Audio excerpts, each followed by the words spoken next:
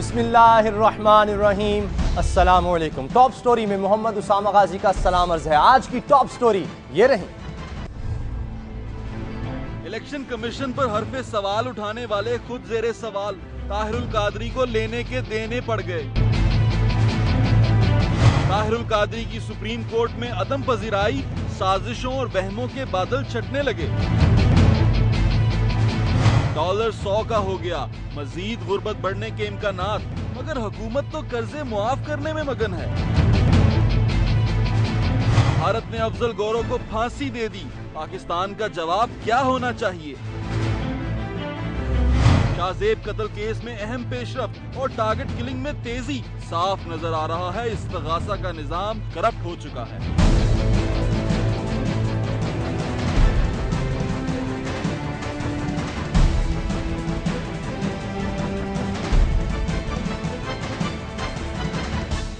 अपने पहलू में धरने और इनकलाब लेकर चलने वाले ताहिरुल कादरी सुप्रीम कोर्ट के रूबरू थे।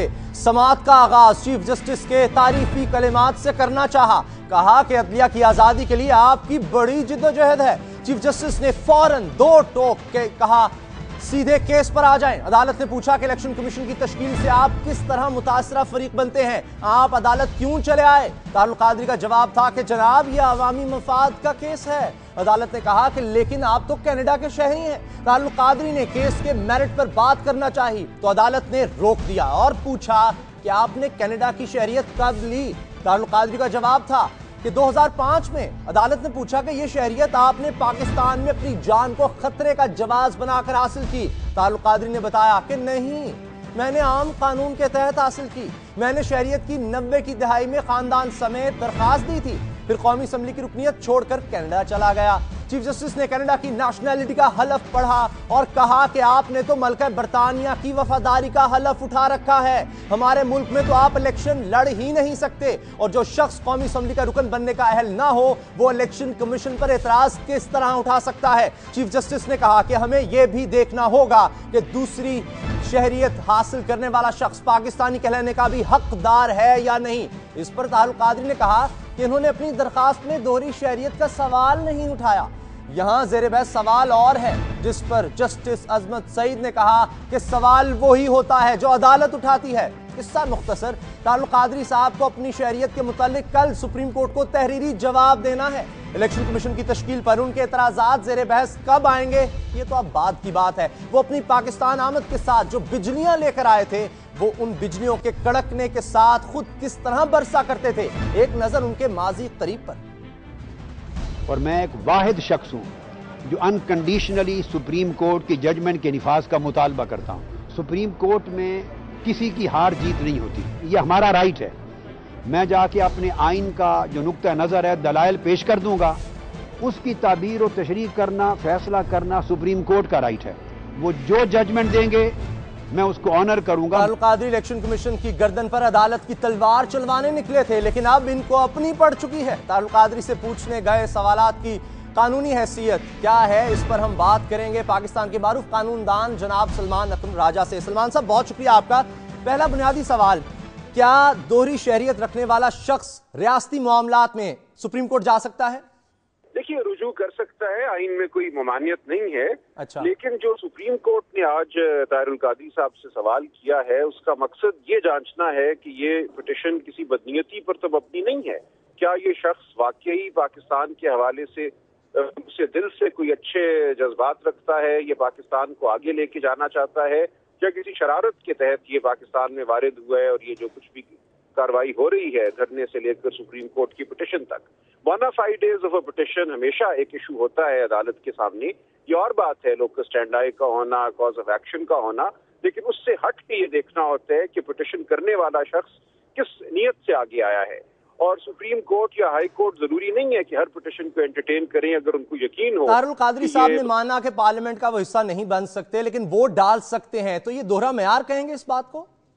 देखिए, इसमें दोहरा मेयार की बात नहीं है। जो इलेक्शन लड़ने और मेंबर होने के हवाले से ममानियत है वो आइन में लिख दी गई है। इसमें अब सवाल उसूल का नहीं है। आइन में चूंकि एक बंदिश लग गई है, उस बंदिश को अब हमें मानना है। ये कहना कि जी आपने क्यों ये बंदिश लगाई, जब वोट देना जायज है तो फिर मेंबर क्यों नहीं बन सकते, ये एक ऐसी बहस है जो आप पार्लियामान में कर सकते हैं, इलेक्शन में वोट मांगते वक्त कर सकते हैं, इसकी बुनियाद पे आप आइन को तरमीम करने की कोशिश कर सकते हैं, लेकिन जब तक आइन में ये इनकी लिखा हुआ अगर है, ये आपने इसको दरखास्त मानना। सलमान साहब खारिज हो जाती है तो फिर कोई और शख्स भी दरखास्त लेकर जा सकता है? जी बिल्कुल जा सकता है। जो मामला है, जो उसका जो बुनियाद है इस पिटिशन की, वो तो पूरे पाकिस्तान को, हर पाकिस्तानी को अफेक्ट करती है, हर पाकिस्तानी की उसमें दिलचस्पी हो सकती है। लिहाजा अगर ताहिरुल कादरी साहब मौजूद पिटिशनर ना भी तस्वुर किए जाएं तो कोई और शख्स ऐसी दरखास्त ले जा इलेक्शंस में वक्त बहुत कम है, सुप्रीम कोर्ट इस दरखास्त का फैसला इलेक्शन से पहले कर सकती है? नहीं, जरूर अदालत देखेगी कि वक्त ये क्या है और इलेक्शन से पहले अब कितनी मुद्दत मुयस्सर है। कई बार ऐसा हुआ है, सुप्रीम कोर्ट या दीगर अदालतें 5-5 बजे तक बैठ के उन्होंने मुकदमों को सुना है, उनको निपटाया है। लिहाजा यहाँ पे भी सुप्रीम कोर्ट ने अगर ये समझा कि ये काबिल समाअत मामला है, इसको सुनना है, तो मेरा अंदाजा है और ख्वाहिश है कि इसको बहुत जल्दी सुप्रीम कोर्ट निपटाए। ठीक है, अब देखते हैं कि तारुल कादरी साहब कल अदालत में तहरीर बयान में दोहरी शहरियत के बारे में क्या कहते हैं। बहुत शुक्रिया सलमान अकरम राजा साहब आपका। अलामत तारुल कादरी की अचानक पाकिस्तान आमद, उनका रियासत बचाओ जलसा, उनका लॉन्ग मार्च, उनका धरना और इस दौरान एस्टेब्लिशमेंट दोस्त सियासी गिरोहों और हल्की फुल्की जमातों का उनकी तरफ झुकाव, ये सब मिल मिलाकर एक तासुर दे रहे थे कि जैसे कोई जमहूरी इंतकाल इख्तिदार के खिलाफ साजिश के ताने बाने बुन रहा है। इन धड़कनों और वसवसों का शिकार कौन नहीं था? बड़े जीरक सियासतदान जैसे रजा रबानी से लेकर नवाज शरीफ तक हर कोई इस धड़के में मुब्तला था। तारुल कादरी बार बार फौज और अदलिया का नाम लेकर उन्हें शक के दायरे में लाते रहे और खुसूसन उनके धरने के दौरान जिस रोज सुप्रीम कोर्ट की तरफ से वजीर आजम की गिरफ्तारी की खबर सामने आई, उस रोज शक और गहरा होता चला गया। फौज के तर्जुमान ने शुरू में ही बयान देकर तारुल कादरी साहब से अपना पल्ला पाक कर दिया, लेकिन जीरक सियासतदानों को साजिशों की बू तब भी आती रही। अब जब उन्होंने सुप्रीम कोर्ट जाने का ऐलान किया तो खौफ के साए साथ साथ ही फैलना शुरू हो गए और इसी खौफ के आलम में सदर ममलुकत लाहौर में और नवाज शरीफ सिंध में इंतखाबी मुहिम चला रहे हैं। ताहम आज सुप्रीम कोर्ट में तारुल कादरी साहब को जो पजीराई न मिल सकी, इसके बाद सवाल जहन पर दस्तक दे रहा है कि क्या अब भी साजिशी मफरूजों में जान बाकी है। इस पर बात करेंगे मुल्क के नामवर सहाफी जनाब मोहम्मद मालिक से। मालिक साहब, अब ये जो वसवसे थे ये खत्म हो जाएंगे या नहीं? नहीं, देखें, अभी तक जहां तक तो वसफों को ताल्लुक है उसामा, तो वो अभी तक इस्लामाबाद में अपनी जगह पे हैं और जिसको कहते हैं कि अभी बिसात बिछना शुरू हुई है। लेकिन अगर हम इसको कोई बात करेंगे तो लगता ये है कि शायद हम कोई कॉन्स्पिरेसी थ्योरी या कोई साजिश का कोई हम प्रचार करें, ऐसी बात नहीं है।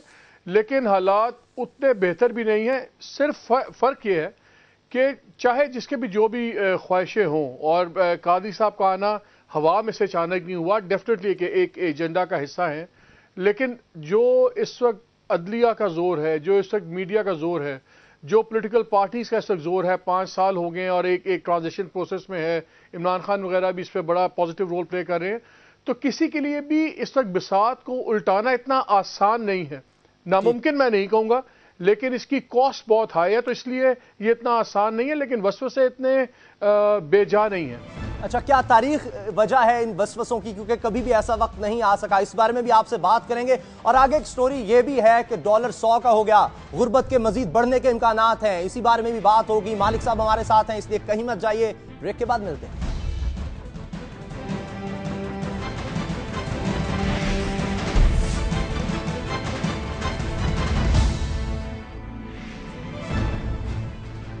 तारुल कादरी की सुप्रीम कोर्ट में अदम पजीराई, लेकिन वहम के और साजिशों के बादल छट तो रहे हैं लेकिन मुकम्मल तौर पर खत्म होते नजर नहीं आ रहे। मारूफ सहाफी मोहम्मद मालिक हमारे साथ है। मालिक साहब, इसकी वजह क्या है? ये शकूक व शुबात क्यों नहीं खत्म हो रहे? क्या तारीख हमें बताती है कि हमारे यहाँ कभी भी ट्रांजिशन इस तरह से नहीं हो सकी, इस वजह से खौफ है? नहीं, तारीख के अलावा बिल्कुल तारीख बहुत बड़ी वजह उसामा। लेकिन आप एक इवेंट देखा, अंग्रेजी में एक जुमला होता है, उसको कहते हैं मेथड टू मैडनेस। एक मेथड टू मैडनेस आपको नजर आता है कि कादरी साहब के खास टाइम पे आना, एक उनका एजेंडा लाना, फिर उनको सडनली गवर्नमेंट पे इतना प्रेशर बन गया कि गवर्नमेंट उनके साथ मुआहदा कर लेती है कि वो जो भी कैंडिडेट लाएंगे इंटरिम गवर्नमेंट का, प्राइम मिनिस्टर का, उसमें उनकी जो है रजामंदी लाजिम है। फिर उनका इलेक्शन कमीशन के ऊपर आना, ये सारी चीजें एक से एक कड़ी जुड़ी हुई है। और आप देखें तो हम बार बार कहते हैं कि खाली गवर्नमेंट चेंज नहीं होनी, इस साल 2-3 और चीज़ें भी चेंज होनी है। Chief of the army staff का एक एक्सटेंशन है, दूसरा पे बात हो रही है, जा रहे हैं नहीं जा रहे। चीफ जस्टिस साहब के फ्यूचर का है, उस पर बात हो रही है। क्या कोर्ट्स अपने आप को एक्सटेंशन दे देंगी जजेस कि जो 1.5 साल ये सस्पेंड रहे, क्या वो आएगा, क्या उसका क्या इम्पैक्ट होगा। तो ये बहुत सारी ऐसी चीज़ें, और जो इंस्टीट्यूशनल थिंकिंग है वो अभी तक इंस्टीट्यूशनल्स की थिंकिंग उतनी चेंज नहीं हुई। चाहे जो इंडिविजुअल्स उनको चला रहे हैं उनकी शायद सोच में बहुत तब्दीली आ गई हो, लेकिन अभी इंस्टीट्यूशनल थिंकिंग उतनी चेंज नहीं हुई कि जो हम एक बहुत बड़े कंफर्ट जोन में आ जाएं। अच्छा, हम देखते हैं कि तरक्की याफ्ता मुल्कों में एक इत्मीनान होता है, हमारे यहाँ वो नहीं आ सका, एक इंस्टेबिलिटी रहती है। क्या फैक्टर्स होंगे, क्या चीजें होंगी जो अगर हों तो हम कहेंगे कि मुल्क जमहूरी निजाम आगे बढ़ेगा, आइन और कानून के मुताबिक हर काम होगा? वो क्या चीजें हैं? देखिए, छोटी सी बात है, अभी तक कुछ हफ्ते रह गए हैं, अभी तक इलेक्शंस के ऊपर, डेट के ऊपर ये एक अजीब ड्रामा बना हुआ है, कब होगा कब नहीं होगा। गवर्नमेंट अगर अनाउंस भी कर दे कोई क़यामत नहीं आती। आप ये देखें कि कादरी साहब का क्यों एक मैसेज चला। कादरी साहब की जात पे आप भी बड़े, आपने भी तनकीद की, मैंने की, बहुत दोस्तों ने की, उनके मैसेज पे कोई तनकीद नहीं करता। उसके मैसेज का जवाब आज तक नहीं आया। क्या किसी गवर्नमेंट ने कहा है, किसी पार्टी ने कहा है कि हम जाली डिग्री वालों को दोबारा नहीं देंगे? क्या किसी पॉलिटिकल पार्टी ने कहा है कि जिन लोगों ने टैक्स इवेजन की है या जिन लोगों ने फाइल नहीं किया हम उनको कैंडिडेचर नहीं देंगे? तो जिन बातों की निशानदेही हो रही है उस पर कोई पार्टी अपना प्रिंसिपल पॉलिसी डिसीजन अभी तक नहीं ले रही। इलेक्शन कमीशन तो कह रहा है, मालिक साहब, इलेक्शन कमीशन कह रहा है, क्या इलेक्शन कमीशन का कहना काफी नहीं है? नहीं, इलेक्शन कमीशन का देखें, पॉलिटिक्स जो है ये मोरालिटी के बेस्ड होती है, और मोरालिटी आपके स्टैंड से आती है। नवाज शरीफ साहब ने अगर कोई 4 चीजों पर स्टैंड लिया मॉरल, तो उसकी वजह से उनकी पार्टी की तकवीयत है। सिमिलरली ये जो ऑनेस्टी और जो प्रिंसिपल्स होते हैं उसामा, ये नीचे से ऊपर नहीं जाते, ऊपर से नीचे आते हैं। वो चाइनीज में कहते हैं the fish rots from the head. जो भी बुराई है या अच्छाई है, अच्छा अफसर ऊपर होगा, नीचे तक सबका रवैया बदलता है। जब तक लीडरशिप्स अपने आप को ये मैसेज नहीं देंगे लोगों को कि हम बिल्कुल साफ और दयानतदार और क्लीन लीडरशिप में बिलीव करते हैं, लोग लाएंगे, अनसर्टेनिटी रहेगी। अनसर्टेनिटी मुल्क की नहीं है, लीडरशिप के बारे में है। प्लीज, बिल्कुल, यानी अगर मुल्क को आइन कानून के मुताबिक चलाना है तो सियासतदानों को पहले अपना घर जो है वो साफ करना होगा। मोहम्मद मालिक साहब, सीनियर साहब, हमारे साथ है, बहुत बहुत शुक्रिया आपका। हमारी अगली स्टोरी, हमारे यहाँ जब अजब दौर चल निकला है, हुकूमत से उसकी कारकर्दगी का सवाल किया जाए तो जवाब नहीं मिलता, बल्कि सवाल करने वाले पर जमहूरियत के खिलाफ जुबान दराजी का इल्जाम लगता है। सो कराची की टारगेट किलिंग, महंगाई और बेरोजगारी पर सवाल भी जमहूरियत के खिलाफ साजिश। चलिए यूं ही सही, जमहूरियत दुश्मनी का इल्जाम हमें कबूल, मगर सवाल तो होके रहेगा कि ये डॉलर 100 रुपए का क्यों हो गया। और डॉलर 100 रुपए का होने का दूसरा मतलब है कि अगर आप सब्जी फरोश हैं तो जिस गाड़ी पर आप सब्जी लाते हैं उसका किराया बढ़ जाएगा। इसकी वजह यह है कि पेट्रोल की कीमत बढ़ जाएगी। पेट्रोल की कीमत इसलिए बढ़ेगी कि यह बाहर से डॉलर्स की शक्ल में खरीदा जाता है, और पेट्रोल की कीमत में इजाफा हर वो शय जो हम तक नक्ल हमल के जराए से पहुंचती है वो महंगी हो जाएगी। हुकूमत वक्त से मईशत की अब तरीका सवाल किया जाए तो मुशर्रफ हुकूमत से बात शुरू होती है, 2-2 सैलाबों की तबाहकारियों तक आती है, और हुकूमत की लापरवाहियों का आलम भी मुलाहिजा फरमाइए कि अपने 4 साल दौर इख्तिदार में 125 अरब रुपए के कर्जे मुआफ कर दिए गए। सवाल सिर्फ इतना है कि डॉलर की कदर में इजाफा और रुपए की कदर में कमी महंगाई के कौन कौन से तूफान लाएगी, बैरूनी कर्जों में किस कदर इजाफा होगा, और सवाल यह भी अहम है कि रुपए को इस्तेहकाम किस तरह मुमकिन है। डॉलर की कीमत में इजाफा किसी साहूकार की शोबदाबाजी तो नहीं। इस पर बात करने के लिए हमारे साथ हैं मारूफ माहिर माशियात डॉक्टर इशफाक हसन साहब। डॉक्टर साहब, बहुत शुक्रिया आपका। ही बताएं, डॉलर 100 का हो रहा है, गरीब आदमी पर इससे क्या फर्क पड़ेगा? बड़ा सिंपल सा चीज है, डॉलर अगर महंगा होगा तो जितनी भी चीजें हैं जो बाहर से आ रही हैं वो उसी हिसाब से महंगा हो जाएगा। आपका पेट्रोल महंगा हो जाएगा, आपकी बिजली महंगी हो जाएगी, ट्रांसपोर्ट महंगा होगा, और उसकी वजह से जितनी भी खाने पीने की चीजें जो है एक जगह से दूसरी जगह जाती हैं वो महंगी हो जाएंगी। इसी तरीके से जो भी चीजें हम बाहर से इंपोर्ट कर रहे हैं वो रुपए में वो महंगा हो जाएगा। हमारा जो है कर्ज है, पब्लिक डेट जिसे कहते हैं, वो बढ़ जाएगा। उसकी वजह से इंटरेस्ट पेमेंट बढ़ जाएगा, जिसका एक और मसला भी है डॉक्टर साहब, IMF का कर्जा भी हमने देना है, इससे क्या फर्क पड़ेगा? किस तरह हम ये कर्जा लौटा सकेंगे? देखिए, ये जो अभी हमने डॉलर रुपए पे प्रेशर देख रहे हैं, ये इसी वजह से है कि इस महीने यानी कि फरवरी के महीने में हमने IMF को $500 मिलियन से ज्यादा पेमेंट करनी है। यह मार्केट को पता है और इसीलिए ये प्रेशर आया है हमारे रुपए पे, जो 100 के करीब तकरीबन ये पहुंच गया है। ये और भी आगे जाएगा, इसलिए कि इस वक्त इकोनॉमी को देखने वाला अब कोई रहा नहीं है। पूरे 5 साल भी किसी ने इकोनॉमी की तरफ तवज्जो नहीं दी है। अब तो बिल्कुल ही खत्म हो गया, क्योंकि हम इलेक्शन में चले गए हैं, तो ये अल्लाह के हवाले हमने कर दिया है। मार्केट इसको जिधर लेके अगर हम चली अपने जाएगी। करीब के ममालिक को देखते हैं, इंडिया को देख लें, बांग्लादेश को देख लें, वहां तरक्की तेजी से हो रही है, हमारे यहाँ इसकी रफ्तार सुस्त क्यों है? देखिए, मैं इस वक्त ढाके में मौजूद हूँ और यहाँ पर मईशत जो है वो उस वक्त भी जब पूरी दुनिया में माशी बहरान था, उस वक्त भी इसकी GDP जो है वो 6% से ज्यादा ग्रो करती रही है। इन्फ्लेशन भी इनका सिंगल डिजिट में है, ग्रोथ जो है वो 6% से ज्यादा है। आप प्रॉस्पेरिटी आपको नजर आ रहा होता है, यहाँ पर फसल बसल है लाइफ में काफी। इसके बरक्स जो है हमारे यहाँ पर हमने इकोनॉमी की तरफ तवज्जो दिया ही नहीं है। इकोनॉमी हुकूमत के रडार स्क्रीन पे रही नहीं है और हर कमजोर से कमजोर टीम इकोनॉमिक टीम बनाते रहे हैं, जिनको पाकिस्तान के ग्राउंड रियलिटी से कोई वास्ता नहीं रहा है। तो जिस तरीके से हमने मैनेज किया है इकोनॉमी को, एक तरफ हम देख रहे हैं ये मामला है डॉलर 100 रुपए का हो रहा है, दूसरी तरफ हम देखते हैं कि हुकूमत कर्जे काफी माफ कर चुकी है, 4 साल में 125 अरब के कर्जे माफ किए। इससे क्या होता है? ये आम शहरी की जिंदगी पर तो इसके असरात नहीं होंगे, लेकिन जिन्होंने माफ करवाया है, जाहिर सी बात है वो कोई सियासी असर और रसूख के हामिल लोग होंगे जिन्होंने माफ करवाया है, तो उनके मजे जरूर आए होंगे।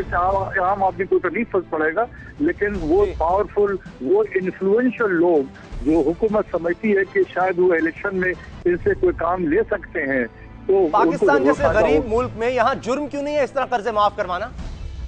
भाई, जब बड़े बड़े लोग अरबों कमा कर टैक्स नहीं देते हैं और वो जुर्म नहीं है, तो ये कर्जे जो है वो लेकर माफ करवाना क्या बड़ी बात है इस मुल्क में। जब आपकी गवर्नेंस खत्म हो जाए, स्टेट की अथॉरिटी खत्म हो जाए, स्टेट बैंक कमजोर हो जाए, स्टेट बैंक का गवर्नर कमजोर हो जाए, तो फिर यही हशरात होंगे मुल्क। यानी पाकिस्तान की मईशत तेजी से बेहतर होने के और महंगाई का ये तूफान जो है जल्द खत्म होने के कोई इम्कानात नजर नहीं आते। बहुत बहुत शुक्रिया डॉक्टर इशफाक हसन साहब आपका। भारत ने तहरीक आज़ादी की तहरीक में हिस्सा लेने वाले कश्मीरी अफजल गुरु को फांसी दे दी। पाकिस्तान का इस पर जवाब क्या होना चाहिए? जमात उद-दावा के अमीर हाफिज सईद से बात होगी। अगली स्टोरी ब्रेक के बाद, हमारे साथ रहें।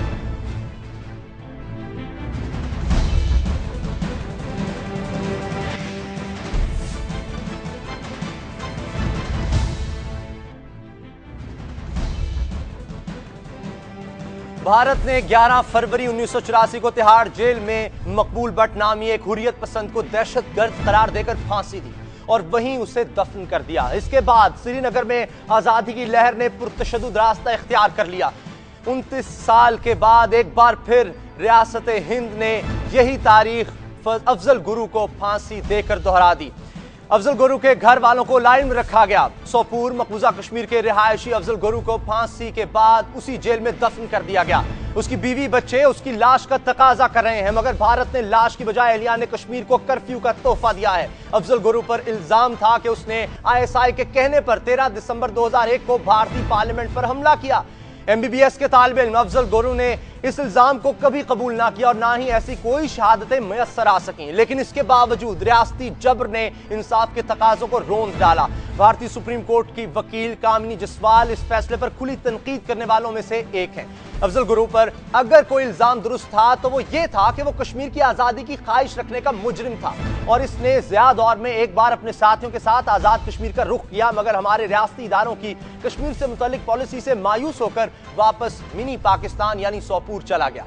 मगर इस जुर्म में उसे कई बार भारतीय पुलिस और दीगर इदारों की तरफ से बार बार गिरफ्तार किया जाता रहा। 13 दिसंबर 2001 को होने वाले भारतीय पार्लियामेंट हमला केस में भारत को एक सर चाहिए था जो अफजल गुरु की सूरत में तलाश किया गया। अफजल गुरु फांसी पाकर तिहाड़ जेल में दफन हो चुका है, लेकिन सवाल है कि भारत के इस इक़दाम के खिलाफ क्या कश्मीर में एक बार फिर पुरतशद्दुद कार्रवाइयां शुरू हो सकती हैं और पाकिस्तान का इस सारी सूरत हाल में क्या किरदार हो सकता है? इस पर बात करने के लिए हमारे साथ है मकबूजा कश्मीर से सैयद अली गिलानी। उनसे हम बात करते हैं। कश्मीरी रहनुमा सैयद अली गिलानी साहब, तहरीक आज़ादी पर क्या फर्क पड़ेगा इस फांसी से? तहरीक आज़ादी में इंशाअल्लाह कुव्वत मिलेगी, इंशाअल्लाह एक नया जज्बा पैदा हो रहा है, क्योंकि लोग समझ रहे हैं जम्मू कश्मीर के मजलूम आवाम जो भारत के पंजे इस्तिबदाद में जकड़े जा चुके हैं गुज़श्ता 65 साल से। अब वो समझ रहे हैं कि भारत किस तरह हमारे जवानों को बेरहमी के साथ अपने दार पे चढ़ा रहा है। और अफजल साहब की शहादत के बाद वहाँ जज्बे आज़ादी को और ज़्यादा तक़वियत मिलेगी, इसलिए कि अफजल साहब की शहादत जो है उसका कोई कानूनी जवाब नहीं था हिंदुस्तान के पास। वो भारत के पार्लियामेंट के हमले पे बराह रास्त मुलव्वस नहीं थे। हमने उस वक्त जब वो हमला हुआ हमने उसकी शदीद अल्फाज में मजम्मत की थी, लेकिन ये बराह रास्त उसमें शामिल नहीं थे। इनके बारे में कहा गया कि ये किसी साजिश में शरीक थे। और फिर उसके बाद जब वो उनको गिरफ्तार किया गया तो ट्रायल कोर्ट में उनको सफाई का मौका नहीं मिला है। इसलिए हम कहते थे कि भाई इनको सजा देना ये फरमाइएगा कि अफजल गुरु के जसद खाकी को कश्मीर लाने के लिए क्या किया जा रहा है? हमारा मुतालबा है, देखिए अभी कश्मीर वादी कश्मीर में खास तौर एहतजाज चल रहा है, वहाँ कर्फ्यू का भी निफाज है और हड़ताल भी चल रही है। हमने हड़ताल की कॉल दी है, अब हमने जुमा तक हड़ताल को एक्सटेंड किया है। हड़ताल जुमा तक रहेगी और जुमा के रोज वहाँ इंशाअल्लाह ईदगाह में या मज़ार-ए-शोहदा में श्रीनगर में लोग जमा होंगे और वहाँ हम मुतालबा करेंगे कि दोनों शहदा के, मोहम्मद मकबूल भट्ट के भी और मोहम्मद अफजल गुरु साहब के भी जो उनकी बाक़ियात हैं, उनके जो जस्द खाकी हैं, उनको मजलूम कौम। चलिए उम्मीद करते हैं कि अब इस जुल्म के बाद कम से कम उनका जस्द खाकी तो उनके घर वालों के हवाले किया जाए। बहुत बहुत शुक्रिया आपका सईद अली गिलानी साहब। हाफिज सईद जो कि कश्मीर की तहरीक आज़ादी के लिए आवाज उठाते रहे, हमारे साथ हैं, जमात उद दावा के अमीर हैं। हाफिज सईद साहब, पाकिस्तान का जवाब अब क्या होना चाहिए? देखिए जी, सच्ची बात यह है कि ये जो मजलूमाना शहादत हुई है जिसमें वाज़े तौर पर कहा गया है कि कोई सबूत नहीं, सिर्फ इंडिया के इज्तिमाई ज़मीर को मुतमईन करना है। देखिए मैं तो हैरान हूँ, क्या इंडिया का इज्तिमाई ज़मीर खून पी के मुतमईन होता है? क्या लोगों की फांसियों से मुतमईन होता है? क्या यही जमहूरियत का मकसद है? क्या दुनिया को क्या दिखाया और बताया जा रहा है? तो जनाब साफ साफ बात है कि मैं समझता हूँ कि पाकिस्तान जो एक फरीक सलामती कौंसिल की तरफ से तस्लीम किया गया है कश्मीर के मुतनाज़ा मसले में, तो पाकिस्तान को अपना किरदार अदा करना चाहिए।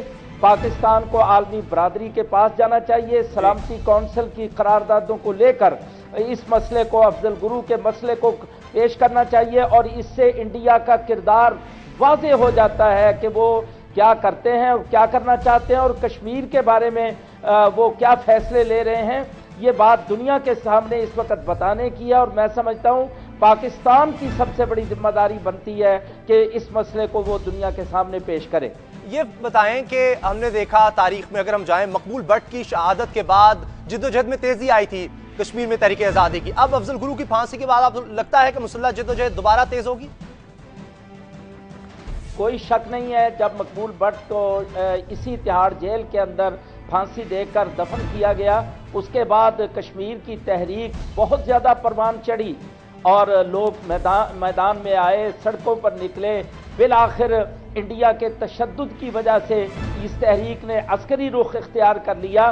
तो मैं समझता हूँ कि अफजल गुरु की फांसी से वो मोहर तस्दीक सबक हो गई है कि इंडिया के पास सवाए जुल्म और सवाए कत्ल और सवाए तशद्दुद के कोई चीज़ नहीं है। तो मैं समझता हूँ कि इस मौके पर कश्मीर में जो इस वक्त अवामी सतह पर तहरीक मुनज़्ज़म हो चुकी है उसको बहुत ज़्यादा जला मिलेगी और ये तहरीक इंशाअल्लाह बहुत जल्द नतीजा खेज होगी। अच्छा, ये बताइएगा कि अभी अखबारात भी शाया नहीं होने दिए गए, कर्फ्यू लगा दिया गया, लोग भी शहीद हो गए वहां पर एहतजाज करते मकबूजा कश्मीर में, तो पुरअमन जिद्दोजहद अब भी हल है? आपको लगता है तशद्दुद बढ़ेगा यहाँ पर? देखिए जी, मैं समझता हूँ कि ये मसला जो है वो सारी दुनिया के सामने वाज़े हो रहा है, बल्कि इंडिया ऐसी गलती कर चुका है कि शायद अब इसको वो कभी कवर नहीं कर सकेगा। और सच्ची बात है कि जिस तरह कश्मीरी इस वक्त सड़कों पर निकले हैं, अपनी जानों के नजराने पेश कर रहे हैं हक और इंसाफ के लिए और आज़ादी के लिए, ये तहरीक बहुत आगे जाएगी और इंशाल्लाह इसको इंडिया रोक नहीं सकेगा। और गाजी साहब, एक और बात मैं आपसे अर्ज करूं कि ये दौर कौमों को दबा कर रखने का है ही नहीं। अगर अमेरिका को अफगानिस्तान छोड़ना पड़ रहा है, सारी टेक्नोलॉजी और इत्तेहादियों समेत वो शिकस्त खाकर वापस पलट रहे हैं और एक ऐसी कौम जो दुनिया में सबसे पसमानदा समझी जा रही थी, उसने दुनिया की सुपर पावर को शिकस्त से दो चार कर दिया, क्योंकि वो जारहियत पसंद थे और अफगानी हक पर थे। बिल्कुल इसी तरीके से कश्मीरी भी हक पर हैं और इंडिया जारहियत कर रहा है। इंशाल्लाह बहुत जल्द इंडिया को निकलना पड़ेगा। अमेरिका का निकलना इस वक्त एक बहुत बड़ा इबरत का सबक है। इंडिया को चाहिए कि वो निविष्टा दीवार पढ़ ले और निकल जाए, अपनी फौजें निकाल ले। अगर नहीं निकलेगा तो ये तशद्दुद और ज्यादा आगे जाएगा। अच्छा, अगर तशद्दुद बढ़ता है जिस तरह आप कह रहे हैं, तो फिर पाकिस्तान क्या कर सकता है? उसमें क्या किरदार होगा पाकिस्तान का? देखिए जी, पाकिस्तान ने हमेशा ही कश्मीरियों की अखलाकी मदद की है और हर एतबार से उनके साथ खड़े हुए हैं, लेकिन गुज़श्ता कुछ देर से, जब से खास तौर पर अमेरिका इस खित्ते में आया है, पाकिस्तान पर दबाव डाला गया और कश्मीर की तहरीक को इसके अंदर शदीद नुकसान पहुंचाया गया। मुख्तलिफ ऑप्शंस पेश किए गए। बहरहाल अब वक्त आ गया है कि पाकिस्तान अपने मजबूत मौक़िफ़ पर दोबारा से खड़ा हो जाए, दुनिया को अपने साथ खड़ा कर ले। इससे शानदार वक्त नहीं हो सकता। OIC में इस मसले को ले जाकर भी और आलमी बरादरी के साथ भी खड़े होकर इस मसले को हल करवाए। इससे शानदार वक्त कब मिल सकता है, ये मैं समझता हूं इसका मुनासिब तरीन वक्त आ गया है। मुशर्रफ दौर में यू टर्न हमने देखा, उससे आपको लगता है तहरीक आज़ादी में फर्क पड़ा है? इसमें कोई शक नहीं है कि जब पाकिस्तान के यानी बुनियादी मौक़िफ़ से हटकर मुख्तलिफ ऑप्शंस पेश किए गए, इससे कश्मीरी लोगों का एतमाद मजरूह हुआ और तहरीक आज़ादी को यकीनन इसमें नुकसान पहुंचा। लेकिन अल्हम्दुलिल्लाह आफरीन है अहले कश्मीर पर कि उन्होंने इतनी मुश्किलात के बावजूद भी अपनी इस तहरीक को जारी रखा। आज भी वो तहरीक जारी है और तहरीक आगे बढ़ रही है। बहरहाल वो मसला ख़त्म हो गया है, अब ऑप्शन पर कोई बात नहीं हो रही। इस वक्त मैं समझता हूं कि कश्मीरी भी और पाकिस्तानी भी एक कौम बनकर इस वक्त आगे बढ़ रहे हैं और मसले का हल है ये कि पाकिस्तान इस वक्त अपनी जिम्मेदारी अदा करके अहले कश्मीर की आज़ादी के लिए अपना किरदार अदा करे। पाकिस्तान किरदार अदा करे, इसका मतलब है आप मुतमईन नहीं है अब तक जो पाकिस्तान कर रहा है इस वक्त मौजूदा दौर में? भाईजान, मैं इस वक्त भी देख रहा हूं कि पाकिस्तान की तरफ से इंडिया की दोस्ती के जो सिलसिले चल रहे हैं, MFN के बारे में जो कुछ पिछले दिनों के अंदर हुआ, उसमें कश्मीरियों का एतमाद मजरूह होता रहा और इंडिया को एतमाद को हासिल करने की ला हासिल कोशिश की गई, जो कि कभी हासिल नहीं हो सकेगा। ये मेरा चैलेंज है कि इंडिया पाकिस्तान को तस्लीम ही नहीं करता तो ना सच्ची बात है, हम जब तक कश्मीर का मसला हल नहीं होगा ना कोई तिजारत होगी, ना उसके साथ कोई मुआहदे होंगे। दो टोक बात होनी चाहिए। ये पाकिस्तान के 18 करोड़ अवाम का मौक़िफ़ है। ये बताएं, मुंबई हमलों में कहा गया कि गैर रियासती अनासर हो सकते हैं मुलव्वस। आपको लगता है कि अब दोबारा वो अनासर लाइन ऑफ कंट्रोल के उस पार जाकर इस तहरीक में हिस्सा ले सकते हैं? नहीं, इसकी जरूरत नहीं है। देखिए जी, कश्मीरी लोग अल्हम्दुलिल्लाह चाहे वो मकबूजा में हैं या आज़ाद कश्मीर में हैं, बल्कि लाखों लोग इस वक्त पाकिस्तान के मुख्तलिफ हिस्सों में हिजरत करने के बाद दुख उठा रहे हैं, तकलीफें बर्दाश्त कर रहे हैं कश्मीरी, और वो कश्मीरी ही अपनी आज़ादी के लिए लड़ रहे हैं। उनको पूरा हक है। हम इस LOC को बिल्कुल कोई हैसियत नहीं देते। कश्मीर एक है, इसको एक ही रहना है। ये इस वक्त अपनी आज़ादी की जंग लड़ रहा है, हमें इसके साथ खड़े होना चाहिए। लेकिन पाकिस्तान का हमेशा मौक़िफ़ यही रहा है कि हम अखलाकी तौर पर उनकी मदद कर रहे हैं, कानूनी तौर पर दुनिया के सामने इस मसले को पेश कर रहे हैं। कश्मीरी अल्हम्दुलिल्लाह मैं समझता हूं अफगान कौम के बाद इस खित्ते के अंदर कश्मीरी लोगों ने कुर्बानियां देकर अपने आप को बहसीयत कौम के मनवा लिया है और ये एक बहुत बड़ा कदम है जो इस वक्त हम कश्मीरियों की तरफ से देख रहे हैं। ये जो पॉलिसी है कि सियाचिन का मसला है, सर क्रीक का मसला है, पानी का मसला है, दीगर मसाइल हैं भारत के साथ, उन पर बातचीत होती चली जाए और कश्मीर भी साथ साथ रहे, ये पॉलिसी आपको क्यों ठीक नहीं लगती? भाईजान बात यह है, असल मसला हमारा कश्मीर है, बाकी पानी का सारा मसला वो कश्मीर से ही मुताल्लिक है। कश्मीर से ही वो सारे दरिया पाकिस्तान की तरफ आ रहे हैं जिनके अंदर इंडिया डैम मुकम्मल कर चुका है और 250 डैमों का मंसूबा बना रहा है कि मामूली नदी नालों पर भी डैम बना के पाकिस्तान के पानियों पर वो कंट्रोल कर ले। ये सब कुछ कश्मीर में है। और फिर ये जो सियाचिन का मसला है ये भी हकीकत में कश्मीर से मुताल्लिक मसला है। ये सारे मसले, इन सारे मसलों की बुनियाद कश्मीर है। सबसे पहले हम कहते हैं कि कश्मीर की बात को खत्म होना चाहिए, कश्मीर का हल होना चाहिए, कश्मीर को आजादी मिलनी चाहिए, कश्मीरी जो चाहते हैं उनकी ख्वाहिश के मुताबिक इस मसले को हल करना चाहिए, बाकी सारी बातें बाद में होंगी। ठीक है। हाफिज सईद साहब, अमीर जमात उद दावा कहते हैं कि ये तहरीक आगे बढ़ेगी और मुसल्लह जद्दोजहद में अफजल गुरु की फांसी के बाद मजीद तेजी आएगी। हाफिज सईद साहब का हम शुक्रिया अदा करते हैं। कराची की अगर हम बात करें तो एक अहम पेशरफ्त हुई है शाहजेब कत्ल केस में। शाहरुख जतोई के बारे में अब यह कहा जा रहा है जो इस कत्ल केस में मुलजिम है कि वो 18 साल से बड़ा है। अहम पेशरफ्त है और तेजी आ रही है टारगेट किलिंग में। एक बार फिर वाज़ेह हो रहा है इस्तिगासा करप्ट है। कौन कौन कसूरवार है इस बारे में बात करेंगे। टॉप स्टोरी की अगली स्टोरी ब्रेक के बाद हमारे साथ में।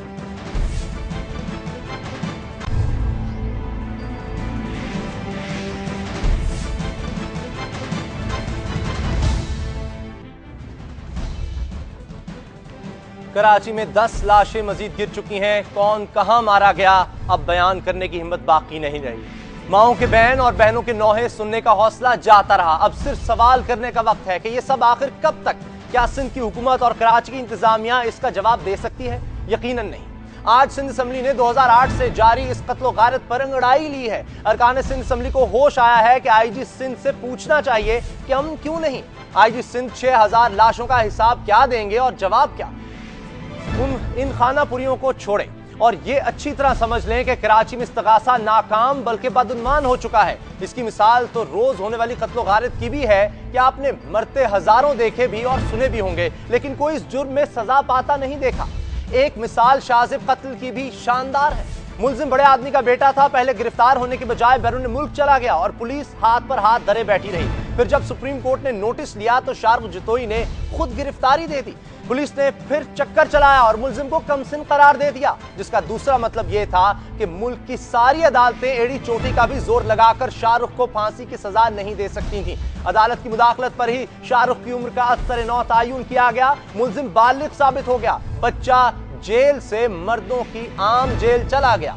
शाहरुख जतोई को इस्तिगासा मुकम्मल तहफ़्फ़ुज़ दे रहा था। शाहजेब का कत्ल एक टेस्ट केस है जो बता रहा है कि सिंध का इस्तिगासा मुकम्मल करप्ट हो चुका है, लिहाजा कराची का इस्तिगासा का क़िबला दुरुस्त होने तक वापस नहीं आ सकता। शाहजेब केस में इस्तिगासा मजीद क्या कर रहा है ये भी जानेंगे। कराची के हालात पर भी बात करेंगे। हमारे साथ हैं शर्जील मेमन साहब, वज़ीर इत्तलात सिंध, और हमें ज्वाइन कर रहे हैं बाबर सलीम, रिपोर्टर हैं दुनिया न्यूज़ के और कराची में अमन अमान के हालात पर नजर रखते हैं। शर्जील मेमन साहब, बहुत शुक्रिया आपका। ये आईजी साहब को अब जब बुलाया जा रहा है इतनी देर से क्यों? शुक्रिया उसामा साहब।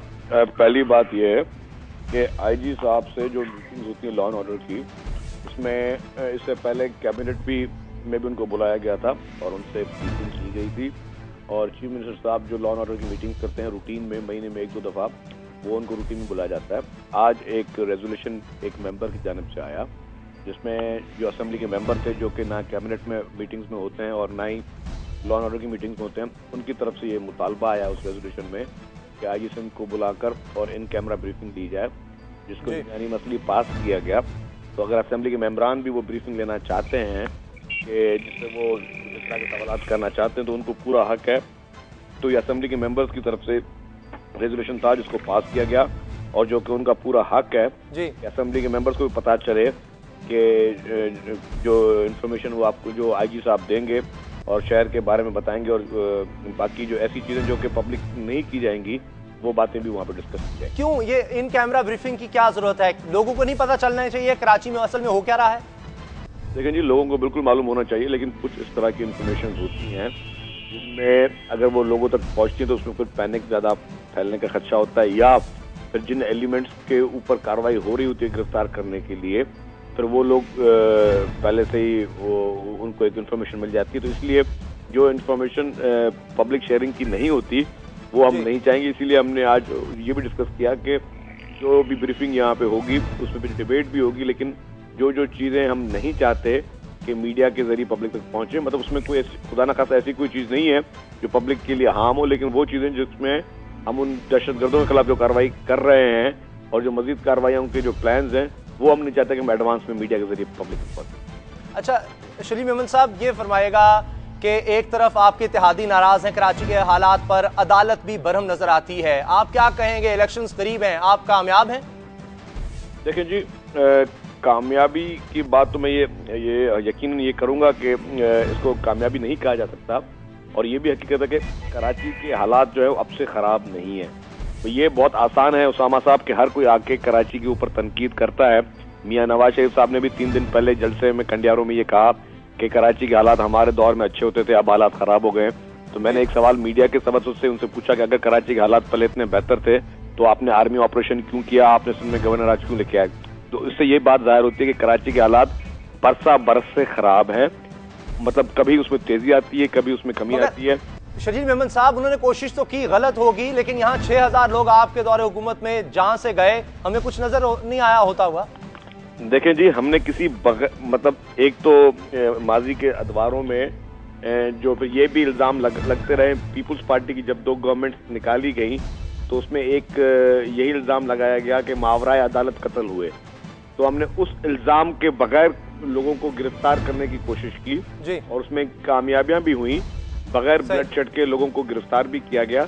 अब इसमें फिर मेरी तरफ से एक सवाल आता है उस अदालतों पे जिन्होंने शायद ये तैयार किया हुआ है कि किसी दहशतगर्द को सजा नहीं देनी है, बाकी पॉलिटिशियंस। अच्छा, अदालती निजाम की कमजोरी पर भी हम आते हैं। एक टेस्ट केस जो है शाहजेब कत्ल केस का हमारे सामने है।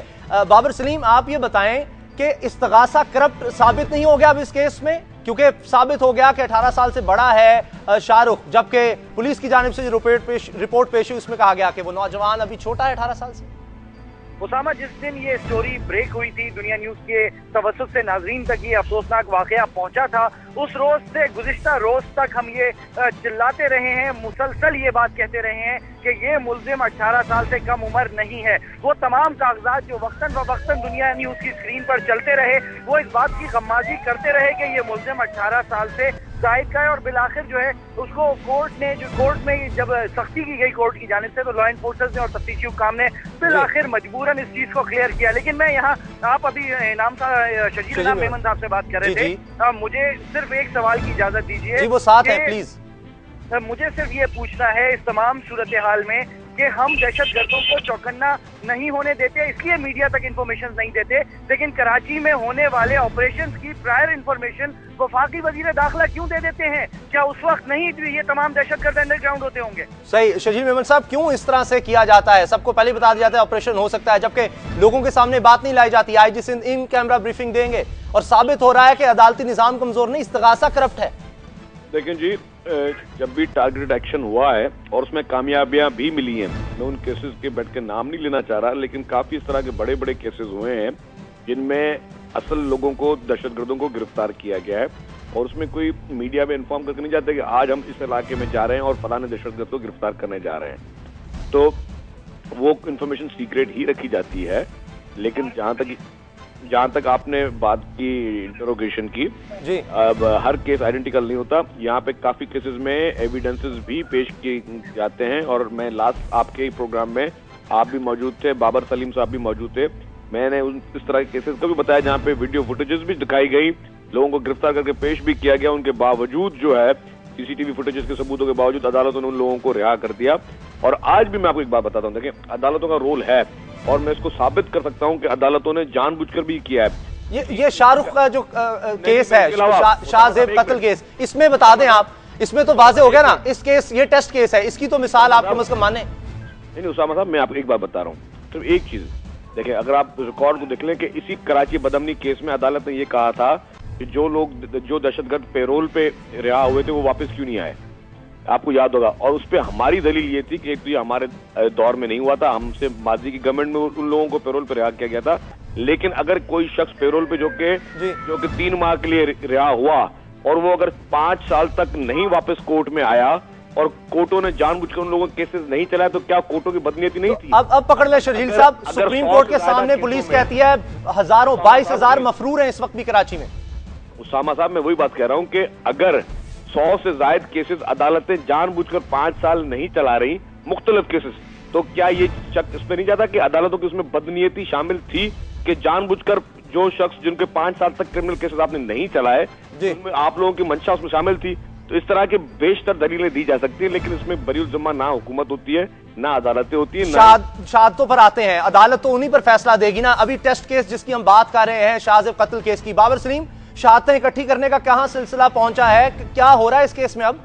उसामा, अगर मैं आपको ये बताऊं कि इस वारदात में इस्तेमाल होने वाली सिल्वर रंग की करोला कार, जिसके बारे में 4 ऐनी शाहिदीन ने गवाही दी और सुप्रीम कोर्ट में पुलिस की जानिब से पेश की जाने वाली रिपोर्ट में इस गाड़ी का तस्करा किया गया, तफ्तीशी हुकाम इस गाड़ी तक को रिकवर नहीं करवा सके। अब तक ये नहीं पता कि इस वारदात में इस्तेमाल होने वाली ये गाड़ी किसकी थी, इसका मालिक कौन था और ये गाड़ी कहाँ छुपाई गई है, किस बात की शहादतों की आगे बात करेंगे हम फिर। जी शरीफ मेमन साहब, ये तो माने तफ्तीश कमजोर है, पुलिस की कमजोरी है, इस्तगासा की कमजोरी है यहाँ कराची के हालात खराब करने में। नहीं है, तफ्तीश कमजोर नहीं है, पुलिस अपना काम कर रही है। सियासी दबाव से आजाद करें पुलिस को तो काम करेगी, वरना ये काम नहीं हो सकता। तो वो बात तो फिर पुलिस पे आ गई। शरीफ मेमन साहब, सियासतदानों का दबाव है पुलिस पर।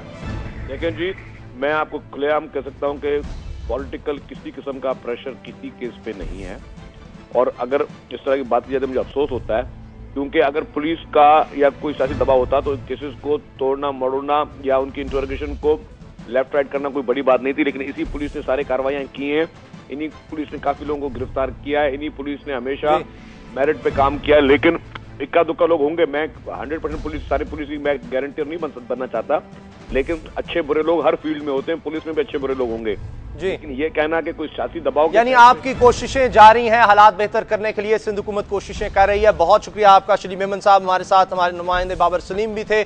अलबत्ता जहां तक कोशिशों की बात है, भले वज़ीर इत्तलात सिंध कह रहे हों कि कोशिशें जारी हैं, मगर टारगेट किलिंग रुक नहीं रही। कमजोरियां हैं, नाकामियां हैं, इन्हें खत्म करना होगा। सुप्रीम कोर्ट में अमन अमान केस भी आता है, जो कुछ सुप्रीम कोर्ट कहती है उस पर भी अमल होता नजर नहीं आता। और टेस्ट केस, शाहजेब कत्ल केस हमारे सामने है, उसमें भी साबित हो रहा है सिर्फ अदालती निजाम की कमजोरियां नहीं, बल्कि यहाँ इस्तगासा करप्ट है, पुलिस को इन्फ्लुएंस किया जाता है सियासतदानों की जानिब से। यह सिलसिला जब तक खत्म नहीं होगा तब तक कराची में अमन नहीं हो सकता।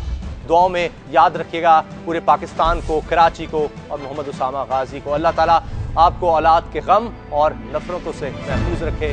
अल्लाह हाफिज़।